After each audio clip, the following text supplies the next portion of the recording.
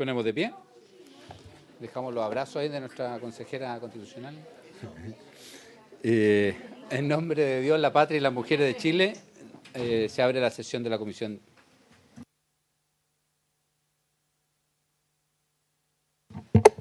Secretaria, ¿tenemos cuenta? Sí, presidente.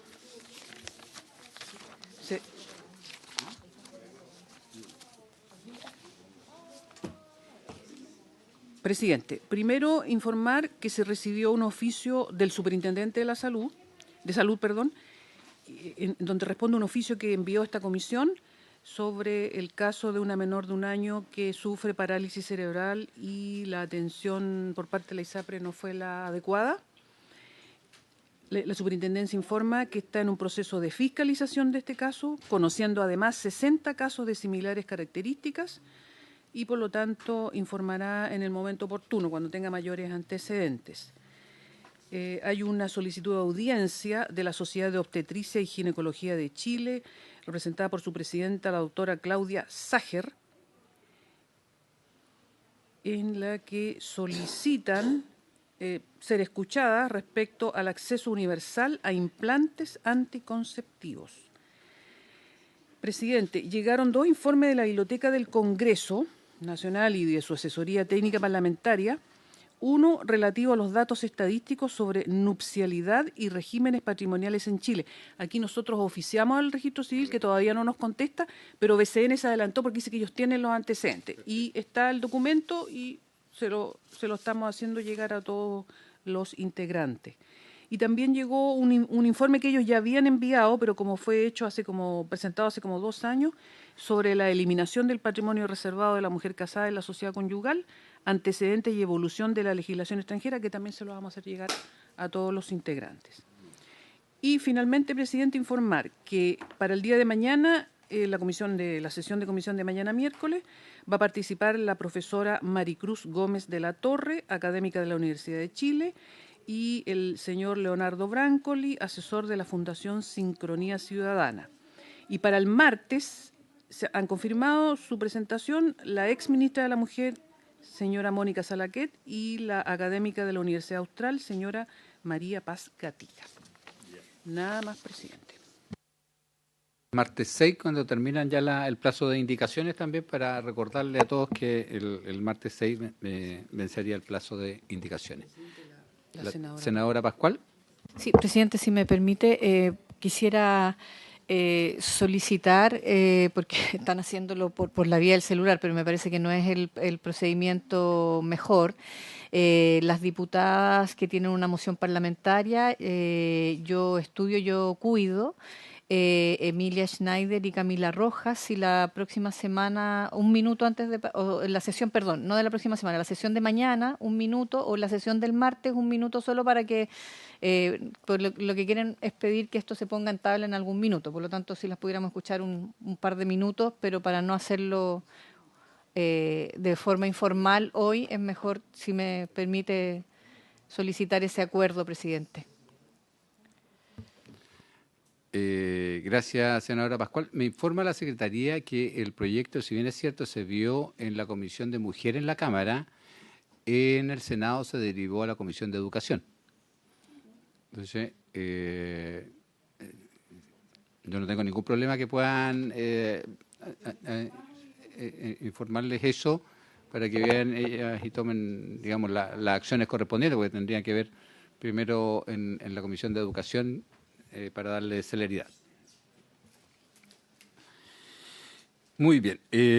Hoy día vamos a saludar a los representantes del Ejecutivo. Ayer conocimos a quien irá a ocupar el cargo de Camila, así que esperamos que en las próximas sesiones se pueda integrar.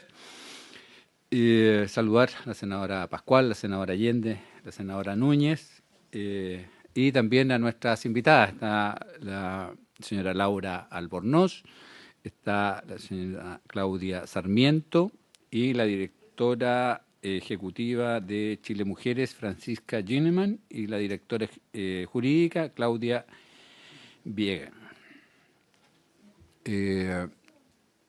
Siguiendo el orden que tenía la Secretaría, saludaríamos primero y le daríamos la palabra a la señora Laura Albornoz. Muchas gracias, presidente. Estimadas senadoras y estimados senadores de esta honorable comisión, junto con agradecer esta invitación, quisiera señalar que los comentarios que vertiré a continuación dicen relación fundamentalmente con la propuesta de indicación del Ejecutivo que me ha sido remitida y que por razones de tiempo no me detendré en el articulado específico. Es más, quiero aprovechar de advertir que tendré que ausentarme una vez exponer, debido a que me encuentro en Punta Arenas en una sesión del directorio de la Empresa Nacional del Petróleo, a la que solicité ausentarme por algunos momentos para comparecer a esta comisión. Para comenzar, yo quisiera destacar el hecho de que el Estado de Chile, aún habiendo adquirido el compromiso con la Comisión Interamericana de Derechos Humanos de modificar el régimen de sociedad conyugal, se haya mantenido inalterable durante 16 años y recién ahora, por eso asimismo felicito, lo esté ventilando. Esto no solo da cuenta de la falta de coordinación entre las acciones que el Estado chileno tiene y los acuerdos adheridos, sino que además pone al descubierto lo que nosotras y nosotros sabemos, ¿cierto? La poca urgencia que se le ha otorgado a la modificación de las normas que dejan o que han pretendido colocar a la mujer en una posición social, política y jurídica que le permita un total desarrollo. Respecto de las modificaciones propuestas en general, me parece que cumplen con el propósito de otorgarle un trato más equitativo a las mujeres, eliminando las barreras que le impedían tomar acción dentro de su capacidad de independencia, en un rol que incluso cuando no ha sido reconocido legislativa o socialmente siempre le ha pertenecido. Dentro de los aspectos positivos del proyecto del año 2011 y de la indicación del año 2021, yo creo que modificar, y estimo, y esa es mi opinión, que modificar el régimen patrimonial de la sociedad conyugal para establecer la plena igualdad entre los cónyuges en lo que se refiere a la administración de bienes sociales, como también reconocer en forma efectiva la total capacidad para la administración de sus bienes, que hace el Parlamento hoy día, lo coloca en una situación histórica, ya que derogar la jefatura actual del marido en el régimen de sociedad conyugal, además de avanzar en igualdad, nos permite cumplir con los estándares mínimos de derechos humanos concordados con la comunidad internacional de la que somos parte. Los principales méritos del proyecto aprobado por la Cámara y de la indicación del Ejecutivo son, desde mi personal punto de vista, reforzar la solidaridad económica familiar, como ha sido señalado en esta misma comisión, haciéndolo por dos vías, al permitir que los cónyuges participen en sus ganancias, estableciendo una comunidad diferida de bienes y introducir la idea de coadministración de los bienes sociales, reforzando el principio de igualdad, cuyo incumplimiento fue objetado por los organismos internacionales desde hace ya una buena cantidad de años, como señalé al inicio. Si bien esto me parece que va en la línea de lo correcto, yo precisaría de manera más clara que la administración conjunta debe mantenerse para enajenar o arrendar por más de 2 años los bienes raíces sociales urbanos y más de 4 los rurales. De la misma forma, de acuerdo a lo aprobado por la Cámara de Diputados, estimo que se debe mantener la misma limitación en los actos jurídicos que digan relación con naves, derechos o concesiones inscritas, y que lo que se debe dejar fuera son las acciones de sociedades anónimas y la participación en sociedades civiles o comerciales, así como de vehículos motorizados. En cuyos casos un cónyuge podría perfectamente otorgar mandato general al otro para gravar, enajenar o dar en arriendo los bienes antes descritos. En cuanto al pasivo, me parece además, o la responsabilidad, que si uno de los cónyuges contrae una deuda inconsulta respecto del otro cónyuge, según el texto de la Cámara, obliga a los bienes sociales y los propios de cualquiera de ellos. Esto significaría, presidente, que podría en forma unilateral comprometer los bienes que el otro cónyuge aportó o que sean propios de él, adquiridos por herencia, legado o donación. Estimo que esto debe ajustarse y a su respecto creo que lo lógico sería proponer que se obligue que los bienes propios del cónyuge que contrajo la obligación y subsidiariamente los bienes sociales hasta concurrencia del beneficio que le reportara el acto fueren involucrados respecto de los otros cónyuges. Es por lo demás, esta es la regla que rige en el Código Civil en materia general en el ámbito de las obligaciones, por lo tanto no estaríamos innovando en nada sobre esta materia, si siguiéramos esa lógica.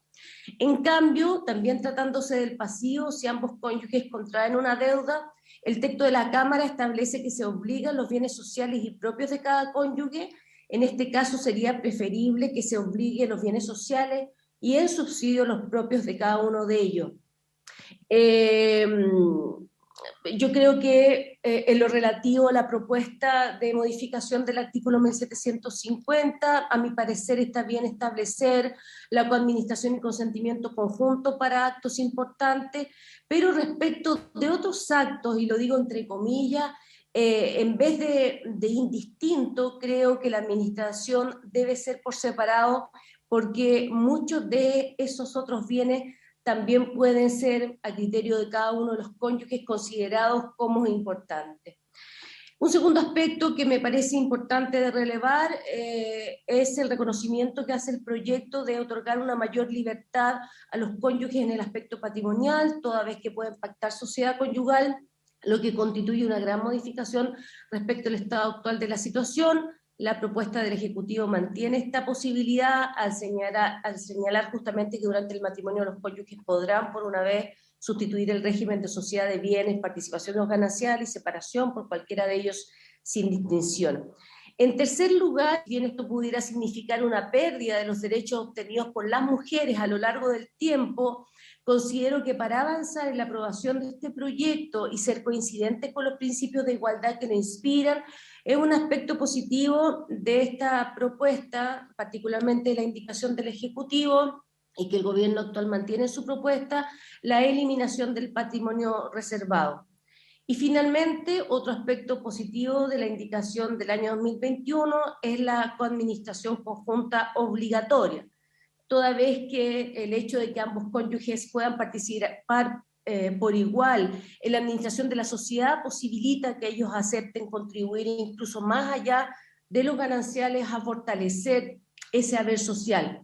Y en la medida que los frutos de esos bienes propios pasan a integrar el haber social, a la sociedad conyugal no le es indiferente la forma en que estos se administren. Por lo tanto, podría estimular a que esa administración fuera lo más eficiente posible. En relación a los aspectos más relevantes de la propuesta preliminar del Ejecutivo planteadas en el año 2023, los bienes reservados de la mujer casada en sociedad conyugal pasan a ser bienes sociales, toda vez que se deroga el artículo 150, con la salvedad de que los bienes inmuebles adquiridos directamente del servicio de vivienda, urbanización o con aplicación del subsidio habitacional, que formen parte del haber propio que los haya adquirido en virtud del nuevo artículo 1728 número 3 del Código Civil, creemos que se está en lo correcto, atendida la historia de la ley que creó este beneficio, por decirlo de alguna manera. Me tocó ser parte directa de parte de las reformas legislativas que apuntaron a otorgar separación de bienes a las mujeres que adquirían estos beneficios, y particularmente atendiendo las nuevas tendencias doctrinarias en materia de la teoría feminista, que justamente no señala o hace referencia a la interseccionalidad de vulnerabilidades que afectan particularmente a las mujeres que postulan dichos beneficios estatales. Por lo tanto, el mantenerlo dentro del patrimonio o entenderse a esta, o considerar, perdón, si la mujer tiene un subsidio habitacional del Estado, creemos que se le debe considerar separada de bienes para adquirir y disponer, y no solo adquirir, y que tratándose de las mujeres casadas a la fecha de la vigencia de la ley, creemos que debe mantener de pleno derecho la separación parcial de bienes y bienes reservados si los tenía. Yo insisto que si bien en principio esta modificación podría ser considerada negativa por algunos académicos que han expuesto con anterioridad, porque vendría a disminuir el haber social o el patrimonio común, Este efecto solo se produce en la sociedad conyugal vigente hoy si la mujer propietaria de tal bien al finalizar el régimen renuncia a sus gananciales.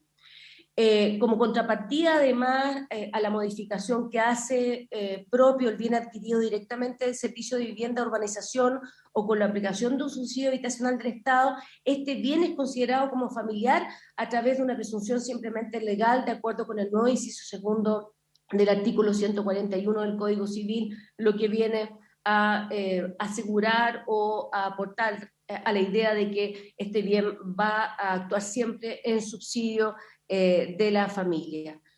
En cuanto a la coadministración conjunta, si bien, como señalé antes, me parece una alternativa correcta, quería reafirmar mi oposición o mi posición contraria.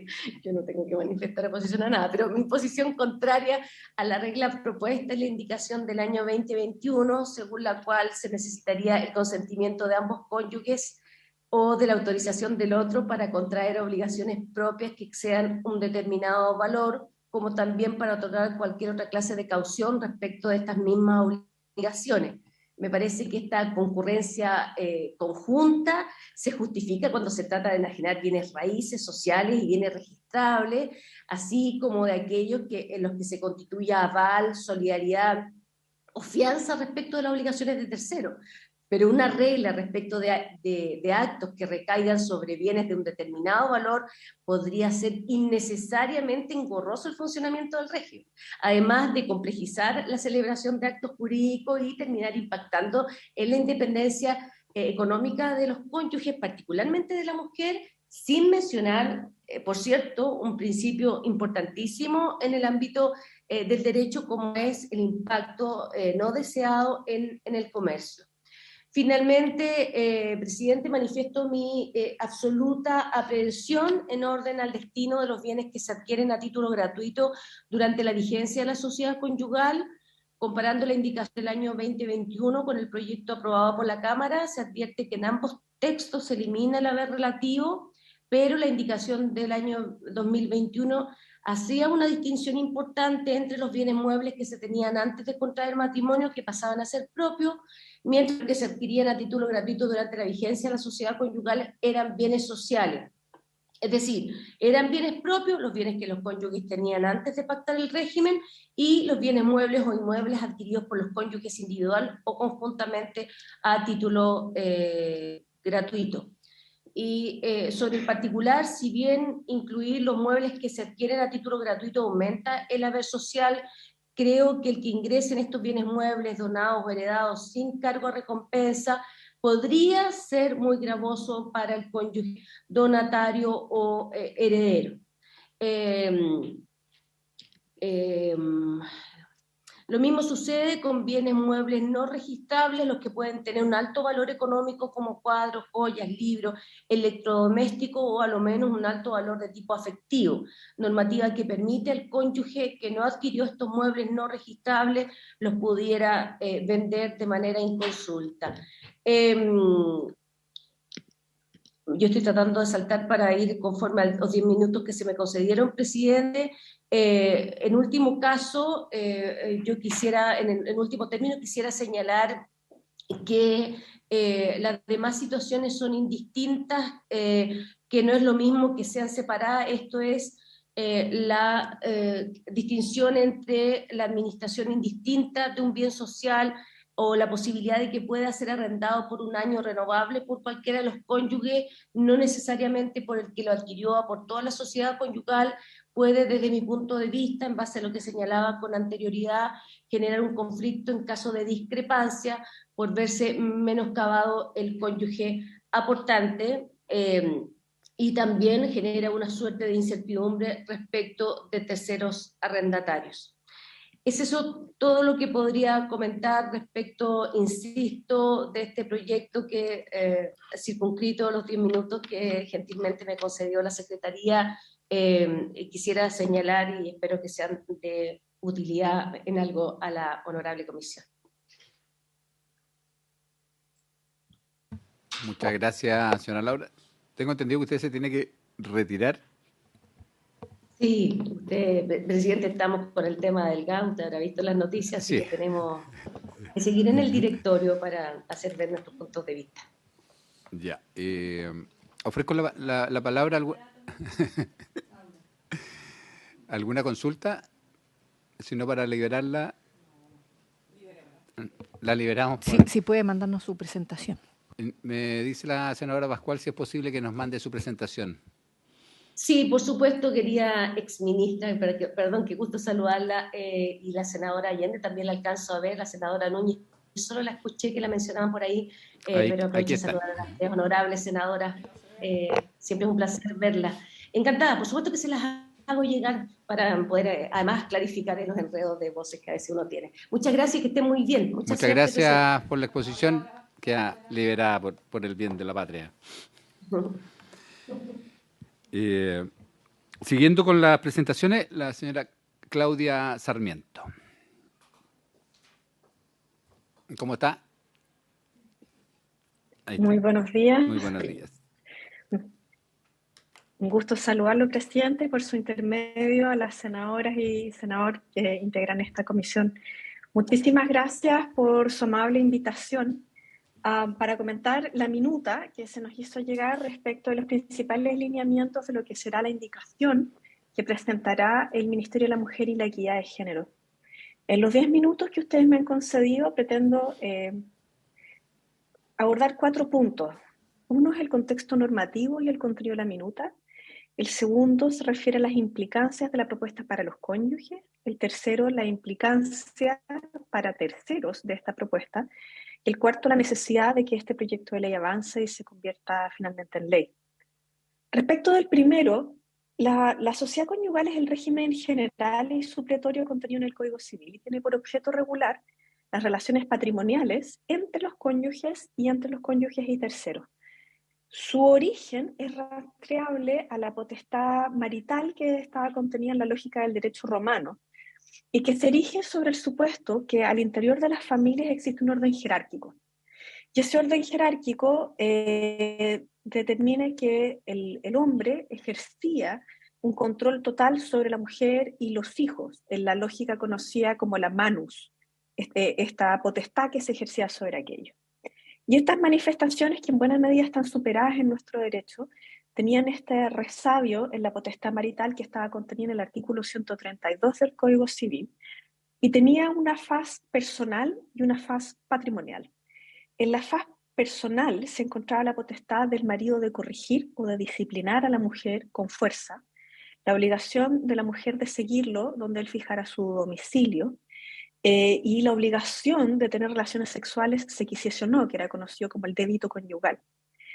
Estas manifestaciones de la potestad marital de rango personal es las que nos podrían ayudar a entender la tolerancia que por muchísimos años existió en nuestro país y en general en el mundo occidental, con fenómenos tales como la violencia contra la mujer y los niños al interior del hogar o la incapacidad del sistema penal de distinguir que podía existir violación dentro del matrimonio. La faceta patrimonial de la potestad marital está definitivamente contenida aún en la sociedad conyugal.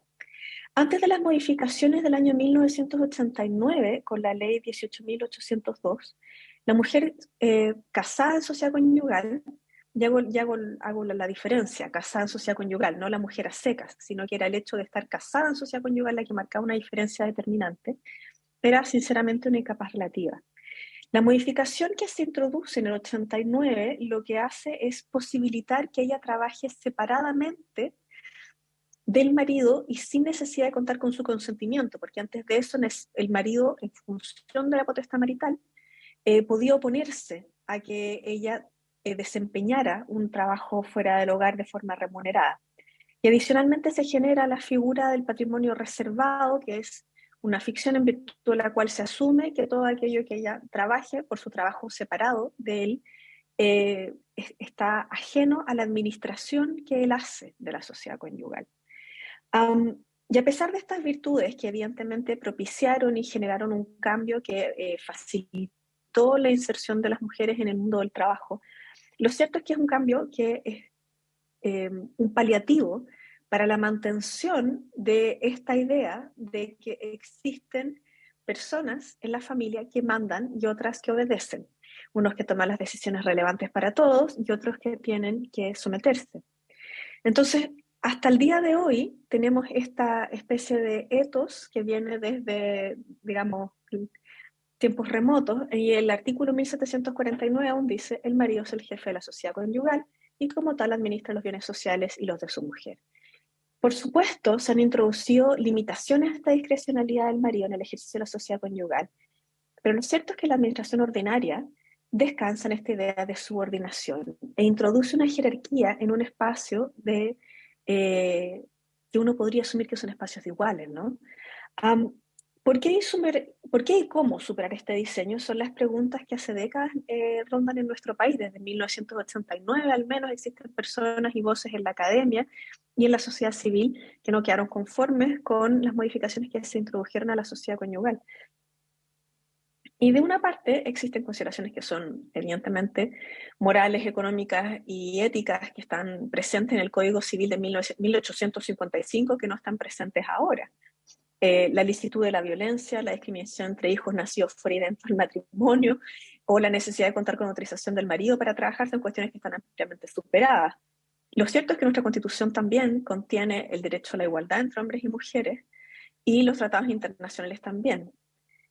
Y a pesar de eso, seguimos con un artículo 1749 y con todos los efectos que esto genera impertérrito al paso del tiempo. La minuta que nos presenta el Ejecutivo es una en la cual se recorre el derrotero que esta honorable corporación y también el Poder Ejecutivo han tenido para efectos de soslayar esta situación, y además ustedes pudieron conocer de primera fuente el contenido de la solución amistosa en el caso de la señora Sonia Arce, que estuvo presente en la sesión anterior, debidamente representada por la abogada Camila Maturana. Lo más probable es que a estas alturas uno piense, bueno, ese acuerdo de solución amistosa se va a denunciar o qué va a pasar, pero la extensión de esta situación no es inocua, no solo para la señora Arce, sino para muchísimas mujeres y familias en este país. ¿Qué implicancias tiene la propuesta? El nudo crítico, como lo califica la propia minuta, evidentemente está en la administración. ¿Cómo se administra el patrimonio de la sociedad conyugal? ¿Qué es lo que va a ser propio de los cónyuges? ¿Qué es lo que va a restringir o no la discrecionalidad que puedan tener respecto a sus bienes propios? Y cómo eso eventualmente podría afectar la actividad económica lícita que cada uno de ellos quisiese realizar y que debe conciliar necesariamente con la generación de un patrimonio que permita fortalecer la protección de la familia común. ¿Qué es lo que a grandes rasgos propone la minuta? Que existe una administración conjunta y obligatoria para los bienes más importantes, principalmente bienes raíces y bienes que están sujetos a algún tipo de registro. Podrían ser acciones, por ejemplo, o podrían ser los automóviles, otro tipo de circunstancias de esas características. Y separada para lo que califica de actos de poca monta. Propone también la eliminación del patrimonio reservado a la mujer casada en la sociedad conyugal y que cada cónyuge administre sus bienes propios, como bien decía Laura Albornoz, la profesora Albornoz, exministra, difiriendo la comunidad que se gestaría en caso de que exista un quiebre más adelante o finalmente al fallecimiento de los cónyuges, ¿no? Elimina el haber relativo, elimina la renuncia a los gananciales y el beneficio de emolumento. Y pone una especial atención en una institución que requiere esa especial atención, que se refiere a la situación de los bienes adquiridos para residencia principal por subsidio habitacional. Respecto de los cónyuges, que es el segundo punto que quería abordar, me parece que la solución propuesta es idónea. Es decir, si ambos se miran como iguales y ambos participan en el proyecto de generar una familia común, como es la suposición que genera la invitación a contraer matrimonio, lo cierto es que forzar a que los actos más importantes cuyas consecuencias van a tener impacto para las familias sean compartidos es una norma de responsabilidad y al mismo tiempo es una norma de igualdad. Ambos padecerán, para bien o para mal, las consecuencias de, por ejemplo, decidir vender la casa en la que viven para emprender en un negocio o de arrendar un predio por una determinada cantidad de tiempo. La propuesta me parece razonable porque además si nosotros mantenemos la posibilidad de que uno de ellos sea el que administre y el otro tome distancia, se genera la posibilidad de tener que, o es necesario responder frente a hipótesis de administración fraudulenta o administración desleal, por decirlo de alguna manera. Y además, me parece que dado el peso de la cultura en la situación de subordinación de las mujeres, la mantención del statu quo va a legitimar decisiones que no necesariamente sean libres y espontáneas, sino que estén más bien cruzadas por el peso de la cultura nomás. Y va a mantener, digamos, la situación donde estamos ahora en circunstancias que lo que uno debiera propiciar es la superación de la discriminación. Adicionalmente, me parece que la lógica de la responsabilidad en tomar decisiones conjuntas nos permitirá también, espero, lenta pero sostenidamente, promover una cultura de corresponsabilidad en la administración de los bienes, pero tal vez incluso en el cuidado de la familia común, que es algo que es un gran déficit actual en nuestra sociedad cuando vemos que las tareas de cuidado continúan recayendo principalmente en las mujeres. Respecto de terceros, me parece que la propuesta es también interesante en el sentido, y especialmente para las mujeres, porque los principales actos que se establecen están sujetos a medidas de publicidad. Por ejemplo, si se declaró el bien familiar de donde están eso, está sujeto a un sistema registral que lo puede verificar cualquier institución bancaria o crediticia. Pero además deja un espacio para la autonomía de cada cual en el ejercicio de su libertad económica. Creo que es muy importante, eso sí, que quede claro como el agua cuáles van a ser esos actos que van a requerir que haya una autorización conjunta de parte de los cónyuges, especialmente si uno de los cónyuges ejerce, por ejemplo, como un pequeño o pequeña empresario, el estar requiriendo una autorización permanente, por ejemplo, para contratar un crédito de determinado monto o hipotecar un bien de alguna sociedad puede ser complejo y eso desincentivaría la existencia de este régimen. Y por último, y en aras al tiempo voy a ir a la velocidad de la ley, de la luz, digamos, lo que se invisibiliza detrás de los años en los cuales se ha mantenido el statu quo de la situación de la sociedad conyugal es que las personas optan o tienen como alternativa contar con el régimen de separación de bienes o de participación en los gananciales. El primero es la inexistencia de un régimen, es la negación de que existe una vida en común económica entre los cónyuges. Y el segundo es tan engorroso en términos de la necesidad de dejar un registro al inicio del matrimonio y después verificar la situación contable al final, que es inviable. Muchísimas personas se casan con separación de bienes. Y eso significa que quienes se dedican al cuidado de la familia común, al final del régimen o cuando existe un término, posiblemente no tengan nada a su haber y que queden absolutamente fragilizados en términos económicos. Eso afecta principalmente a las mujeres y nos deja en una situación de fragilidad muy compleja con la existencia de un régimen como el de la sociedad conyugal, un régimen en el cual sí se reconoce la generación de una comunidad de bienes, en el cual existe solidaridad entre los cónyuges y que es efectivamente el espacio para el sostenimiento de una familia. Muchísimas gracias y en honor al tiempo voy a quedar hasta acá. Muchas gracias, señora Claudia. Ofrezco la palabra al senador Allende. Bueno, yo quiero agradecer la exposición, por supuesto, también pedirla si la puede mandar. Me pareció que era bastante clara y a pesar de la limitación del tiempo, agradecerle. Pero me quedó una duda que no me quedó muy claro, que es el tema justamente de la vivienda social. Es un tema que no sé si no lo entendí bien, pero me da la sensación que no pude percibir exactamente cuál es su opinión al respecto, digamos.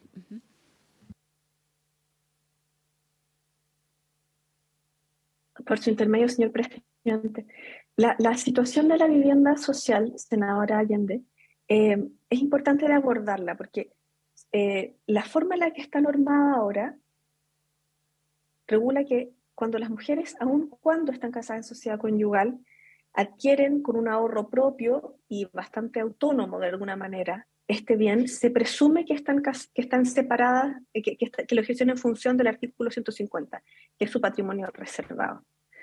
Si se elimina el patrimonio reservado, porque al estar los dos administrando, ya no se justifica que uno tenga como una parcelita que no meta dentro del saco común, La pregunta es qué se hace con eso. Y este es el nudo crítico que yo entiendo busca abordar la minuta. Y en este sentido, la solución que se propone distingue, de una parte, si el bien raíz lo compra con su ahorro solo el marido o si el bien raíz lo compra solo con la mujer con su ahorro. En el caso de que sea la mujer, queda como un bien propio. En el caso de que sea el marido, que también queda como un bien propio, pero está la alternativa de que sea declarado bien familiar. Y ahí el supuesto que existe es que ese bien raíz es la habitación de la familia común. Y de nuevo, hay un supuesto de hecho que uno podría o no compartir, pero ese es el supuesto de hecho, de decir, habitualmente quien abandona el hogar en situaciones de quiebre es el marido y la mujer generalmente se queda viviendo con los niños. Por tanto, para asegurarnos de que esa familia no quede desprovista, se lo resguarda de esta condición de bien familiar, que en el fondo es una limitación a las facultades de enajenación sin que pase por un filtro judicial o sin que pase por la voluntad al menos de uno de los cónyuges. Entonces, de esta manera, de alguna forma, lo que se hace es tratar de conciliar el que cada cual tiene que reconocer la existencia de este patrimonio, pero al mismo tiempo resguardar la familia. A mí me parece que esa es una forma bastante equilibrada de solucionar un problema que es real. Ahora bien, el supuesto de base de pensar que siempre es él el que parte es algo que uno evidentemente podría revisar y podría analizar si es que podría ser o no pertinente considerar que se aplicara el estatuto de bien familiar a todas las hipótesis o no. Pero de todas maneras creo que concilia de alguna manera bien los intereses que existen detrás. No sé si con eso aclaro su pregunta, senadora. Muy amable, muchas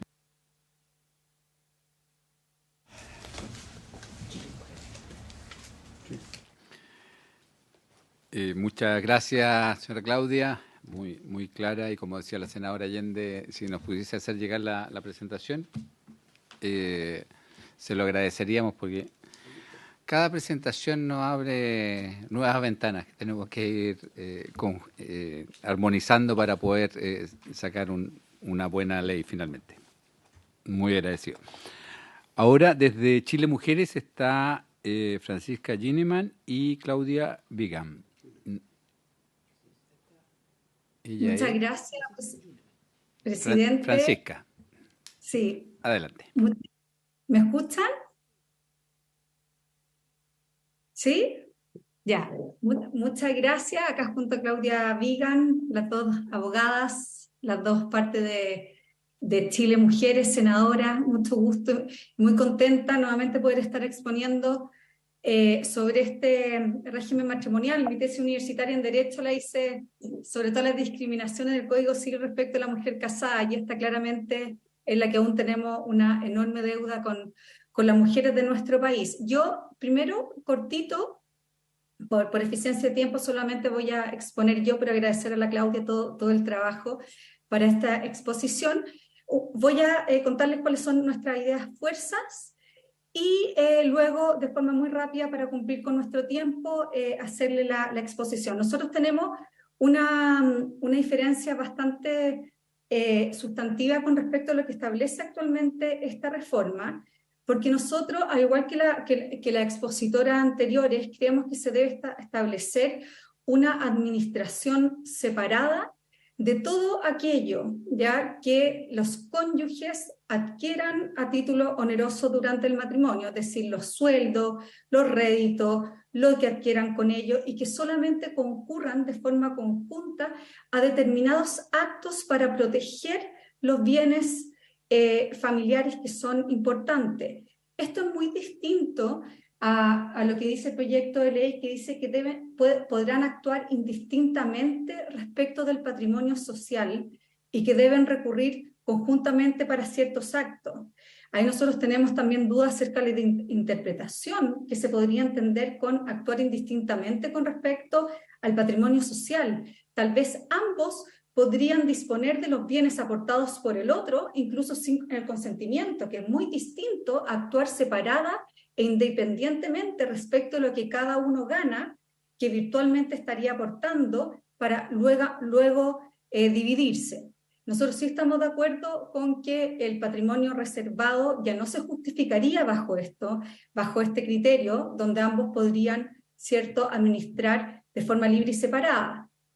Pero no establecerlo de esa forma y solamente establecer el actuar indistinto respecto del patrimonio social podría ser un retroceso de la administración libre e independiente que tiene la mujer actualmente, de lo que gana fruto de su trabajo y lo que adquiere con ello. Por lo tanto, si bien estamos de acuerdo con que no continúe el patrimonio reservado, nosotros sí creemos que se debe mantener la administración independiente de ambos cónyuges, de lo adquirido fruto de su trabajo y todo aquello que se adquiera con ello. Voy a hacer ahora la presentación para poder explicar un poquitito mejor esta idea fuerza.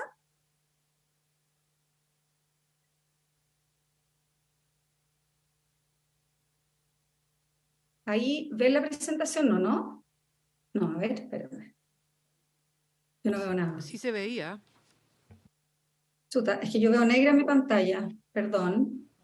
Ahí estoy bien. Se ve. Ah, sí, perdonen, es que estoy conectada a otra pantalla más y eso hace que se ponga muy lento ahí la desconecté. Ya, perfecto.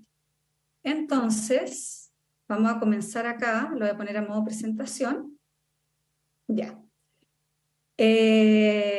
Bueno, acá está, no lo voy a volver a repetir porque ustedes lo saben mejor que nadie cuáles son, ¿cierto?, las indicaciones del Ejecutivo, que la sociedad conyugal continúe siendo el régimen legal supletorio, administración conjunta de los cónyuges respecto a los bienes sociales, administración distinta respecto al patrimonio social, y que se requiere el consentimiento de ambos cónyuges, nos están diciendo las indicaciones del Ejecutivo, para enajenar o gravar, o prometer enajenar o gravar los bienes raíces sociales, para disponer entre vivos a título gratuito los bienes sociales, salvo aquellos de poca monta, ¿cierto?, atendido el tamaño del haber social, también arriéndose de él la tenencia de los bienes raíces sociales, etcétera, para constituirse en albar, codo de uso diario o fiador respecto a obligaciones ajenas, y también para esto las deudas que se puedan obligaciones con que sean las 20 UTM. ¿Qué constituye el haber social de acuerdo a las indicaciones del Ejecutivo?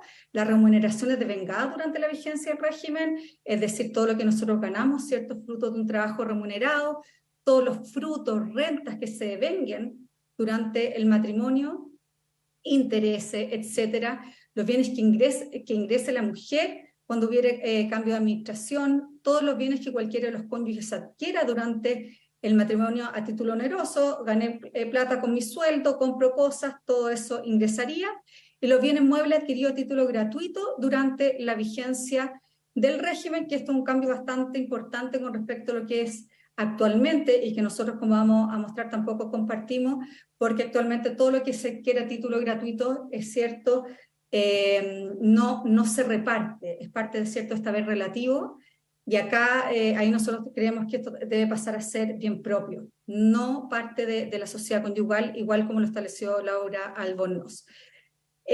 Bueno, se elimina el haber relativo, se deroga el patrimonio reservado, hay una administración de los bienes propios por parte de cada cónyuge, no como actualmente que los bienes propios de la mujer se lo administra, también el marido no puede administrarlo libremente, se elimina la renuncia a los gananciales y el beneficio emolumento. Y acá también está el tema de los subsidios y el fortalecimiento del bien familiar, que al cual también nos vamos a referir.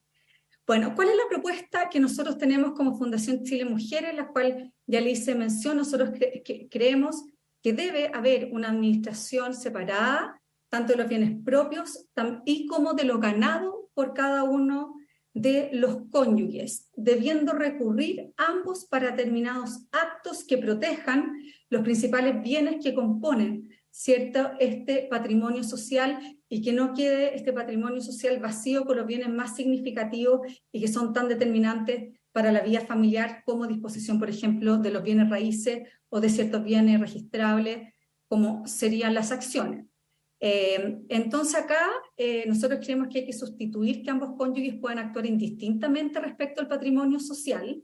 Insistimos en que se ha dicho que lo que establece, ¿cierto?, la indicación del Ejecutivo, que puedan actuar libre y separadamente respecto de los bienes que cada uno adquiere, pero eso no es lo que está diciendo el proyecto de ley, ¿ya? Lo que dice el proyecto de ley es esto, y por lo tanto nosotros velamos por esta administración separada de cada cónyuge que, con respecto a sus bienes propios, los frutos de esos bienes propios, usufructo, etcétera, lo que se compre con eso, todo lo adquirido, etcétera. Y volver con esta idea que si no sería un retroceso respecto a la administración libre que tiene actualmente la mujer, que se le da su patrimonio reservado respecto a aquello que gana fruto de un trabajo realizado de forma separada del marido y todo lo que adquiera con ellos, debiendo recurrir ambos para ciertos actos que aseguren el patrimonio familiar. Y de nuevo insistir en que esto, que puedan actuar indistintamente respecto al patrimonio social, se podría entender que se pudiese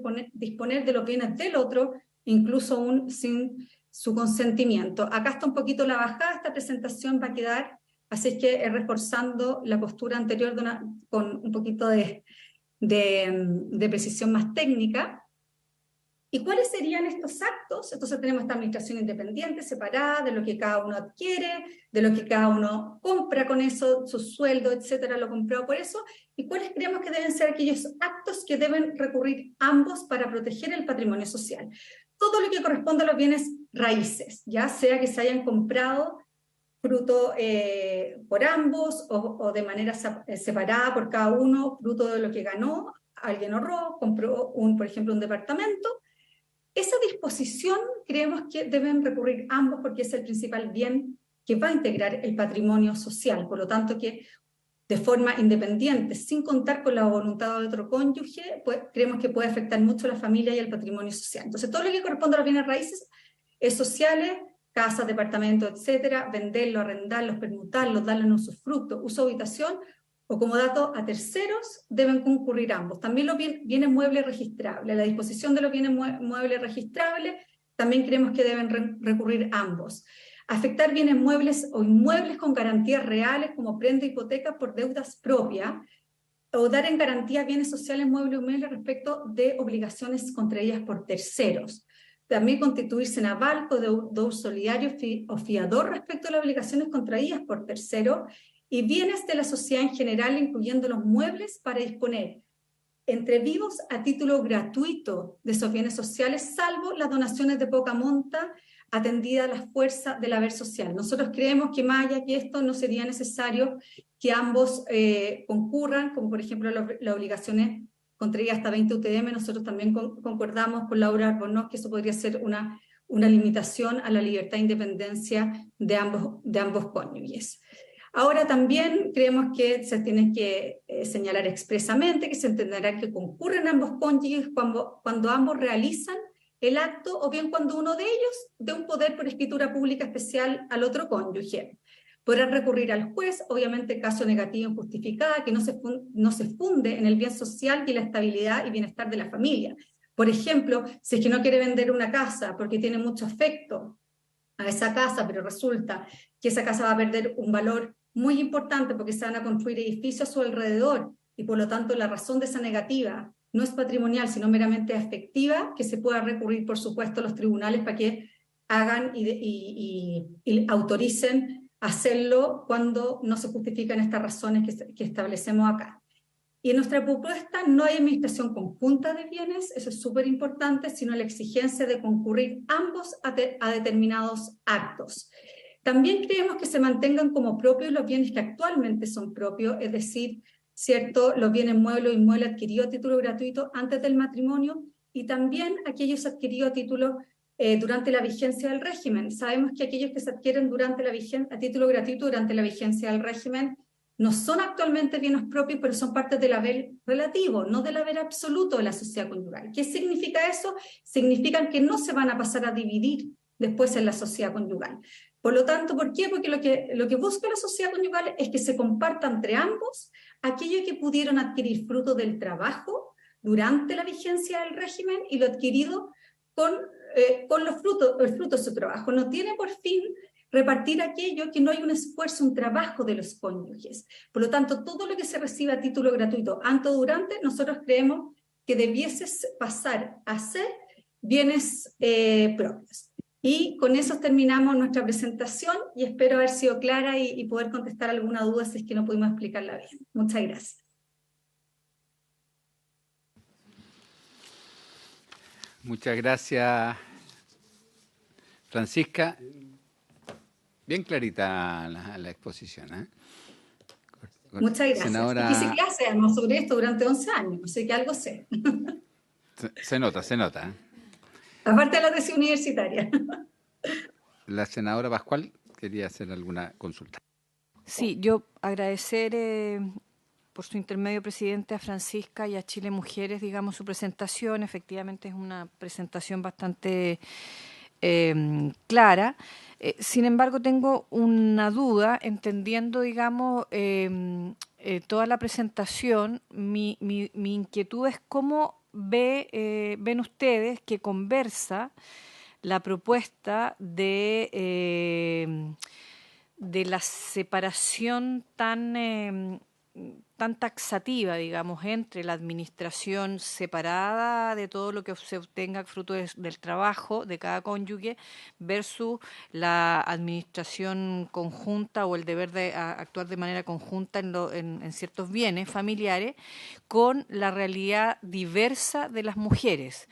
¿En qué sentido lo pregunto? Porque efectivamente yo creo que hay una gran cantidad de mujeres que pueden ser muy beneficiadas, digamos, y muy respaldadas en materia de responsabilidad y igualdad. Me quiero apegar a las palabras con las cuales definió Claudia Sarmiento también la propuesta, que me parece muy, muy pertinente. Con esta propuesta, sin embargo, me genera dudas si le viene bien a mujeres que tienen trabajos menores remunerados, con menos remuneración en general, con brecha salarial muy alta, y además a mujeres que no tienen un trabajo remunerado y por lo tanto la administración separada de lo que puede, fruto de lo suyo, no le reporta nada. Entonces es un poco, perdón que sea así de concreta, pero si es que tienen previsto en su propuesta esa diversidad, cómo se pudiera solucionar, si hay alguna situación de excepcionalidad, etcétera. Bueno, es cierto que si establecemos una administración separada, eso lo que hace es que opere exactamente igual como está operando hoy en la práctica la sociedad conyugal, si es que ambos tienen un trabajo remunerado, ¿ya?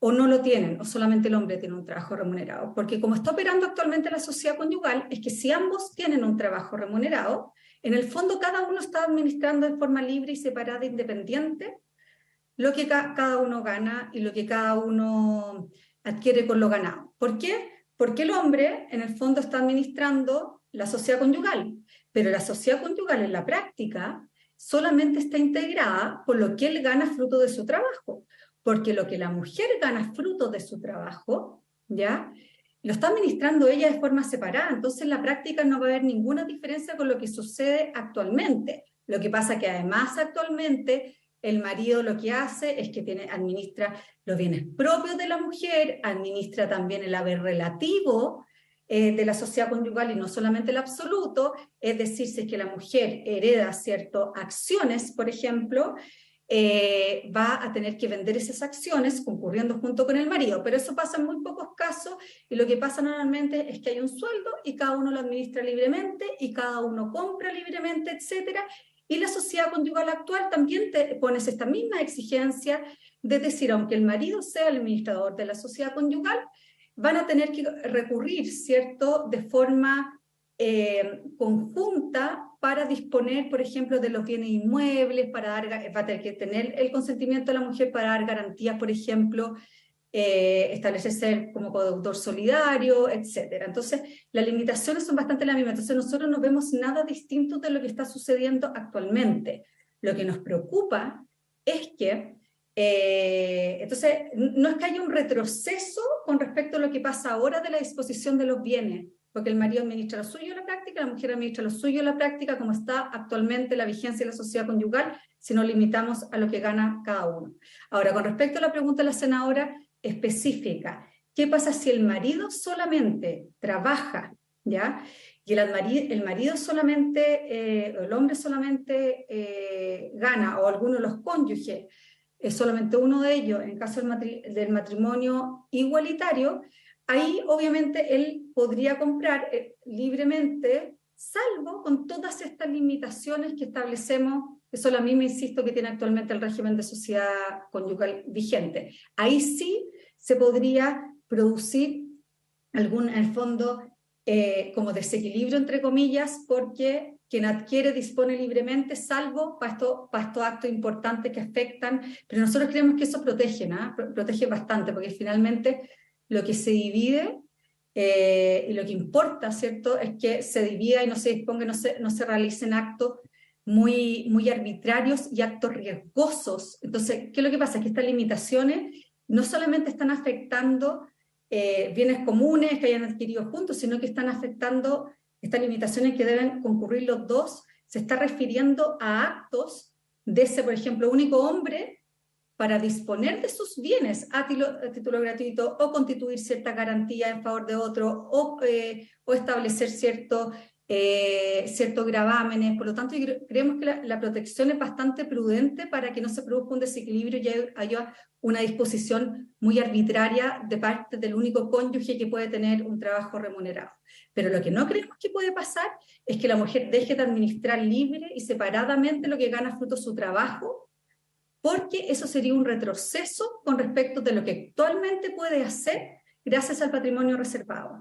¿Y por qué? Porque ahí se van a venir todo lo que nosotros sabemos que es la violencia intrafamiliar, que son la violencia, sabemos que existe la violencia intrafamiliar económica, y puede haber mucha presión de que la mujer quiera disponer y realizar sus actos de forma libre por lo ganado por su sueldo, que actualmente sí lo puede hacer, y que bajo esta modalidad no lo podría hacer. Y eso es lo que nos preocupa.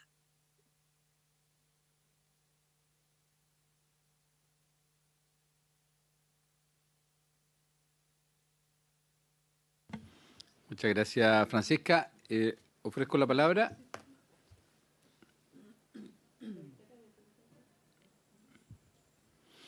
Senadora Pascual.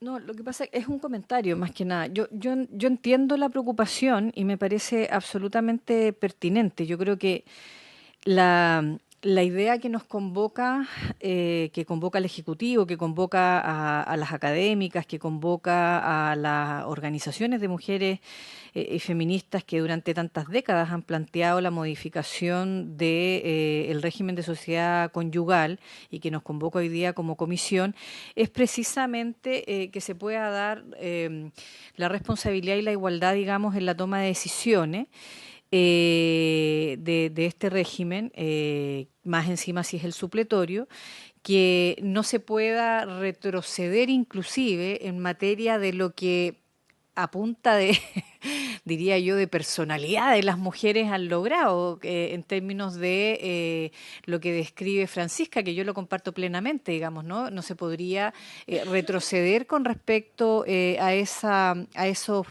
temas ganados. Sin embargo, lo que me preocupa es que entendiendo aquello y compartiéndolo, siento que la propuesta es muy taxativa para ciertas realidades de mujeres de nuestro país y no para la totalidad. Y eso siempre, yo sé que es muy complejo en materias legislativas, tratar de hacer leyes que den cuenta de la diversidad de sujetos, sujetas, y en este caso de las mujeres, pero tenemos que darle una vuelta a eso, y por eso es que me parece muy importante, a lo mejor se puede revisar la forma de mejor redacción, que quede mucho más explicativa, etcétera, pero me parece súper relevante que quede claro que aquella mujer que está casada en régimen de sociedad conyugal, o aquel cónyuge en matrimonio igualitario que tiene menos remuneración, o que no tiene remuneración, o que no genera un ingreso, tenga también la posibilidad de administrar y tomar las decisiones de las remuneraciones o los haberes que se logren con los ingresos de el otro o la otra, en términos, digamos, si es matrimonio igualitario o matrimonio heterosexual. Entonces, creo que hay que garantizar el que se pueda administrar, pero pero administrar lo mío es mío y lo tuyo es tuyo, y solo nos ponemos de acuerdo solo para algunas cosas, creo que en la realidad de desigualdad socioeconómica que vive nuestro país, puede perpetuar y mantener una situación de desigualdad estructural que tenemos hoy día en materia de... entonces, me hace clic lo que presenta Francisca en términos de no retroceder, pero me hace un poquito de ruido en que la propuesta creo que debiéramos explorar, teniendo en cuenta lo que plantea Francisca, yo no estoy desechándola, por favor, todo lo contrario, formas de redacción que den cuenta igual de la diversidad de realidades. Eso es lo que me planteo.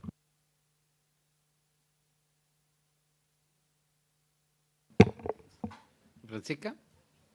Sí, tenemos una duda y una preocupación, porque a lo mejor no lo entendimos bien, con respecto a la vivienda social adquirida por subsidio, ¿ya? Lo que nosotros entendemos es que pasaría a ser bien propio de cada cónyuge, ¿cierto? Y por favor, a lo mejor lo entendimos mal, es más bien pedirles si nos pueden contar un poquitito más, porque lo que nosotros entendemos, si es que pasa a ser bien propio de cada cónyuge, es decir, si se compra con los ahorros de la mujer, esa vivienda social pasaría a ser de la mujer, y si se compra con ahorros del hombre, la vivienda social pasaría a ser del hombre, bien propio del hombre. Eso significaría en la práctica que lo único que finalmente en la mayoría de las familias la mujer podría tener parte en estos casos, ¿cierto?, donde ella no puede tener un trabajo remunerado, por lo tanto el que pudo ahorrar para comprar la vivienda social o traer un trabajo remunerado informal, que se gasta todo, ¿cierto?, con la comida y los gastos de la familia. Por lo tanto, ella no tiene la capacidad de ahorro, sea que tenga trabajo o tenga un trabajo muy precario. Por lo tanto, lo único que puede ahorrar es él. Él compra la vivienda social y pasa a ser patrimonio propio.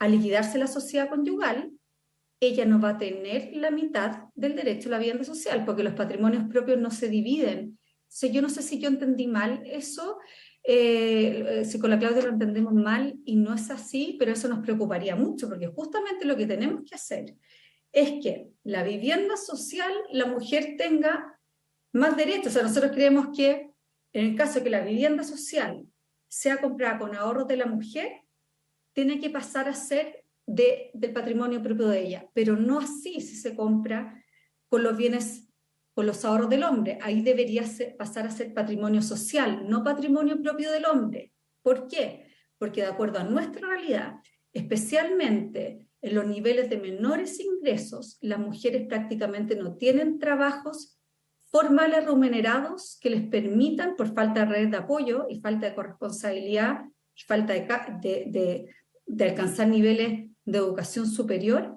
Por lo tanto, nos preocupa mucho, y eso no sé si lo entendimos bien o no, que lo que va a establecer la indicación del Ejecutivo con respecto a eso.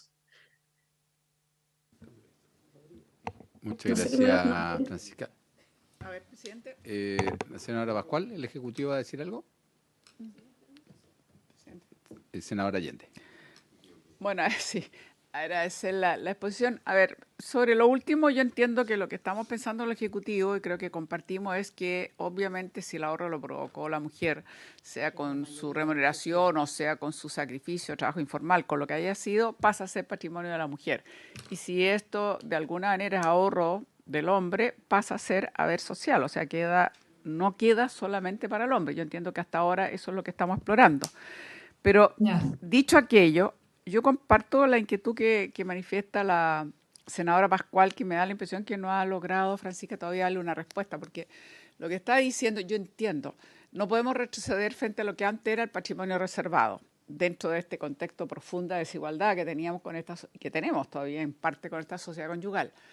Pero el que se avance, el que cada uno administra lo suyo y lo que gana con lo suyo, pero claro, parece muy bien y muy sensato, pero como hay una desigualdad estructural de partida y que permanece, y que existe la brecha salarial y que normalmente las mujeres ganan menos, etcétera, etcétera, etcétera, etcétera, entonces la verdad es que no entendemos mucho si es tan beneficioso el que cada uno administra lo suyo y solamente a una administración conjunta o se ponen de acuerdo, creo que se ponen más bien de acuerdo, porque siguen administrando cada uno, pero se ponen de acuerdo para ciertas decisiones mayores, llamémoslo así. Yo entiendo, si es eso lo que estamos entendiendo, es legítima la inquietud que tiene la senadora Pascual, porque no refleja la realidad, esa realidad que hablábamos de que probablemente para la vivienda social fue la mujer la que hizo el ahorro, porque normalmente son las que están en los comités y las que hacen todo el proceso, lo conocemos. Pero también la realidad de esas mujeres que normalmente o no trabajan o trabajan de una manera muy informal, son pocas las que tienen contrato de trabajo, trabajo decente, etcétera, etcétera. Entonces existe todo un mundo de mujeres que evidentemente que le digan, mire usted a administrar lo suyo, si lo suyo en realidad, salvo probablemente la vivienda social, no tiene mucho más suyo, no va a heredar mucho o no va a generar porque no tiene remuneración. Entonces ahí no entiendo el criterio de ustedes, cómo se hace cargo de esa realidad. Sí, senadora, una cosa con respecto a lo que hablamos de la vivienda social, sería muy bueno que el Ejecutivo en la presentación que hace con respecto al proyecto de ley de sociedad conyugal distinga y que diga, porque lo que dice ahora la presentación, que por lo menos nosotros recibimos, fue que pasaba la vivienda social a ser parte del patrimonio, o sea, pasaba a ser bien propio de cada uno de los cónyuges y no distinguía si es que lo compraba la mujer con su ahorro pasaba a ser propio y si es que lo compraba el hombre pasaba a ser del patrimonio social. Entonces, primero, yo creo que ahí es súper bueno porque hay una confusión en el fondo de la presentación, porque nos está planteando de la forma en que usted, por lo menos la presentación del Ministerio de la Mujer que nosotros leímos, ¿ya? Y con respecto a qué es lo que nosotros creemos que va a pasar en la práctica, si es que no establecemos una... Miren, es que acá el proyecto de ley dice que ambos cónyuges puedan actuar indistintamente respecto del patrimonio social, ¿ya?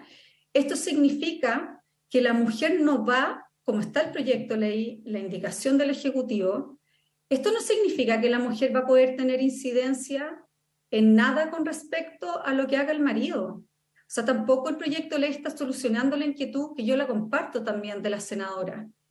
Entonces tenemos que buscar una tercera vía de ver cómo lo solucionamos, porque el proyecto de ley no lo está solucionando. El proyecto de ley nos dice que ambos cónyuges pueden actuar indistintamente respecto al patrimonio social. ¿Y cómo lo entendemos nosotros eso? Nosotros lo entendemos como que, cierto, se meta dentro del patrimonio social lo que ganan ambos cónyuges y cada uno indistintamente, sin el consentimiento del otro, va a poder disponer de eso. Esa es la solución que nos está dando el proyecto de ley hasta este momento.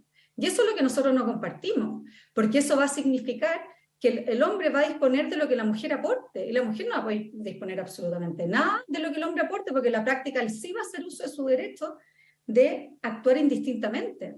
No nos está dando una administración conjunta real el proyecto de ley tampoco para que haya equilibrio de los poderes económicos al interior de este régimen, no lo está solucionando. Entonces, a lo mejor vamos a tener que tener una reunión y ver cómo lo podemos hacer, pero no lo está solucionando actualmente el proyecto de ley. Al contrario, va a generar mayor desequilibrio económico, porque lo que ahora la mujer administra libre, separadamente, a través de su patrimonio reservado, resulta que va a pasar al patrimonio reservado y lo va a poder cada uno administrar indistintamente. Significa que a lo mejor el marido va a poder agarrar eso, salvo que indistintamente se refiera, que no lo entendemos así, y por eso creemos que hay que precisarlo, que cada uno administra lo suyo, que sería un poco lo mismo que estamos sosteniendo nosotros, pero que está redactado de una forma muy confusa. Eso es nuestra aprehensión. Y con respecto a ver cómo podemos generar mayor equilibrio, a lo mejor tendríamos que ir a una tercera vía, pero no está actualmente en el proyecto de ley tampoco. Muchas gracias, Francisca. Yo creo que el Ejecutivo tiene la palabra. Muchas gracias, presidente. Por su intermedio, saludarlo a usted y a las senadoras y al senador que nos acompañan en esta comisión y a la expositora. Con respecto a la situación de los bienes adquiridos con aplicación de subsidio habitacional por parte del Estado, el Ejecutivo se encuentra trabajando la propuesta en atención precisamente a las aprehensiones que han tenido las parlamentarias y también las profesoras que han venido a exponer esta comisión. En atención a que, por una parte, tenemos que más del 70% de las mujeres, o sea, son mujeres aquellas beneficiarias de subsidio habitacional, pero también hay un porcentaje porcentaje que no lo es, y en ese sentido nos interesa poder otorgar una protección y dejar en un mejor escenario a todas las mujeres que tienen o se benefician de alguna manera de un subsidio del Estado. Y es por eso que, tal como lo señalábamos en un principio, la propuesta del Ejecutivo señala que ingresarán al haber propio respecto del cónyuge que sea ahorrante, pero esta propuesta también iba de la mano con la protección o el fortalecimiento del bien familiar.